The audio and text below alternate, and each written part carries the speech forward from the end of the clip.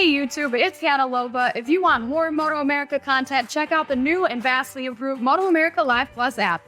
It's the only place you can catch all the race action in one place all season long. Click the link in the description below. Starting grid for Mission King of the Baggers here at Michelin Raceway Road Atlanta has Troy Herfoss on pole. 0.7 of a second ahead of Bobby Fong, Kyle Wyman. We have Hayden Gillum, Tyler O'Hara. Just outside is James Rispoli, then Landers, Flinders, and Ohnsorg with Travis Wyman, Corey West, and Jake Lewis rounding out the field. When you look at this field of the 12 riders we have, all of them are names here in the MotoAmerica paddock. So, this race is going to be extremely tight. Rocco Landers, Greg, if you remember last week in Code, I said it's only going to be a matter of time till he makes the jump. He's made the jump here in Atlanta. Expect him in this lead group. 8 laps scheduled for this race. Red lights are on, revs are up, here we go.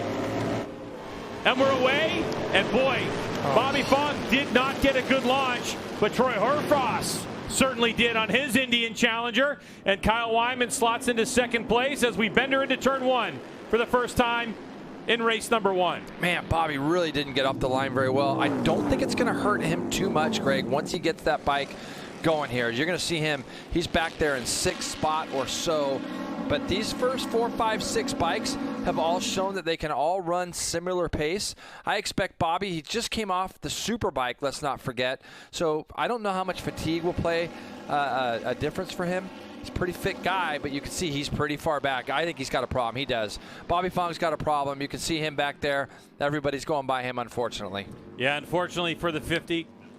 Bobby Fong, the SDI Roland Sands Racing Indian Challenger. Looks like he's not going to be competitive in this one, but out front is the S&S Indian Motorcycle Challenger of Troy Herfoss, and right behind him is the Harley-Davidson Factory Racing Road Glide of Kyle Wyman, and draft and pass, and there goes the Harley-Davidson to the lead. Yeah, Kyle Wyman right there.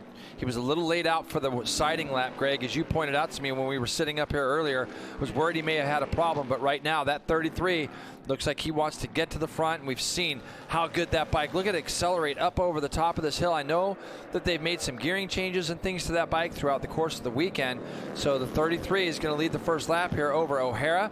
Then our defending champion Hayden Gillum at a track that he feels is a lot more suited to him than the Coda track a couple of weeks ago. So Hayden Gillum, he is 50 points back, Greg, so he needs to make up some points.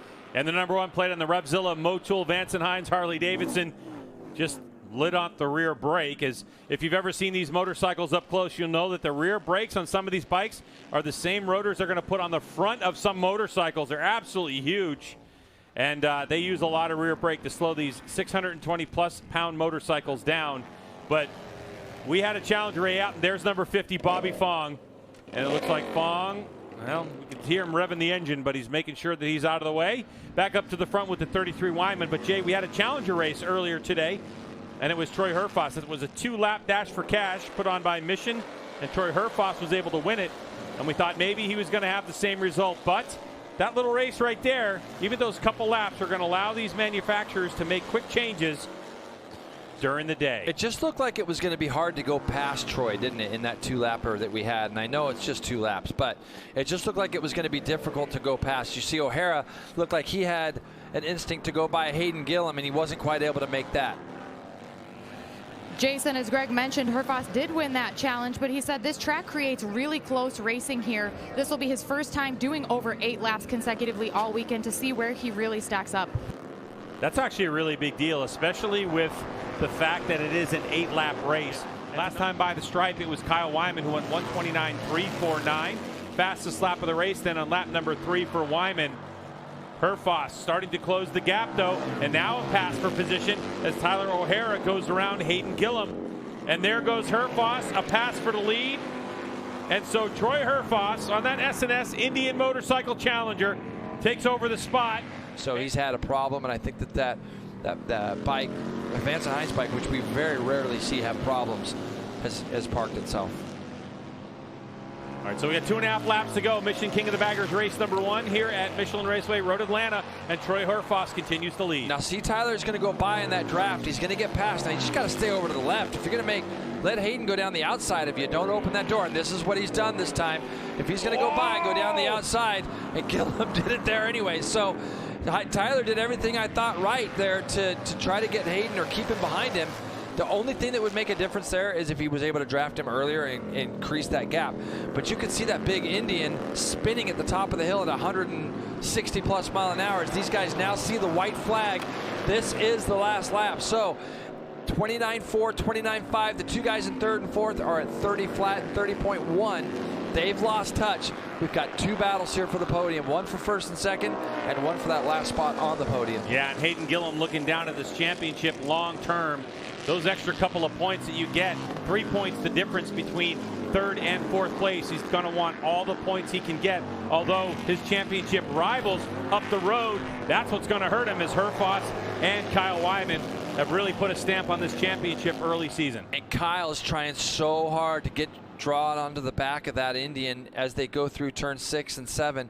It just looks like Herfoss is enough of a gap where Kyle's not going to be able to draft him. So we'll see here, Indian horsepower versus Harley Davidson. These are the two guys that so far have dominated those first two places this season. Now Herfoss is going to try to keep tight when they get down the end of the back straightaway.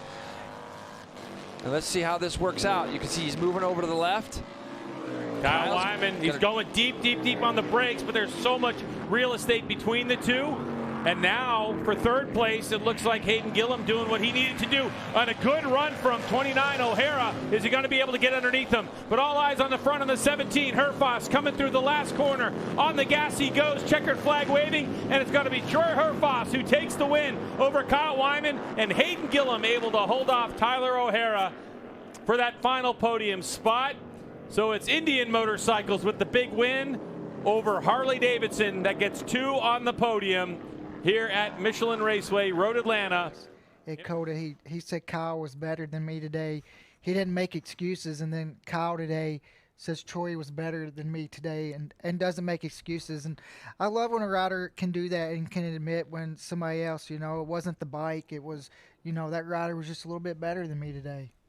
And there's certainly a great amount of respect that is developing between these riders that already exist, but we are now 5 races in to their 18 race championship, and things are starting to take shape. And I think Troy Herfoss has just been the biggest surprise. Here's a look at those results. It's a 0.6 of a second victory for Herfoss over Hayden Gillum. What a battle he had with Tyler O'Hara. James Rispoli, who lost touch midway through the race, in fifth. And how about Max Flinders? Love it.